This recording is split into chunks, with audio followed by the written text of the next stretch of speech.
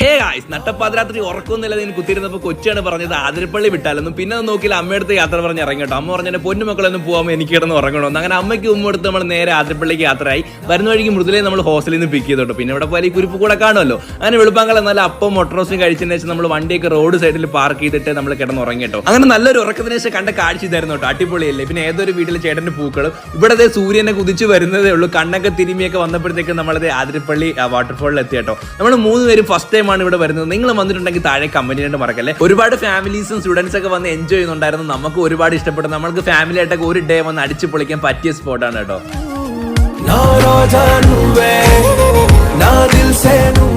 അങ്ങനെ കുറെ ടൈം അവിടെ സ്പെൻഡിന് ശേഷം നമ്മൾ അവിടെ നിന്ന് ഇറങ്ങി കേട്ടോ. നല്ല ഊണും ചിക്കൻ ബിരിയാണി മാറ്റി കഴിച്ചു. നല്ല വിശപ്പുണ്ടായിരുന്നു, നല്ല വെയിലും ഉണ്ടായിരുന്നു കേട്ടോ അവിടെ. ഇന്നലെ രാത്രി തന്നെ ഇറങ്ങിയോണ്ട് ഭയങ്കര ടയേർഡ് വരും. നമ്മൾ സിൽവർ സ്റ്റോമിൽ ഒന്ന് റൂം എടുത്തു. അപ്പൊ ഇന്നൊക്കെ ഇത്രയേ ഉള്ളൂ. Love you and by.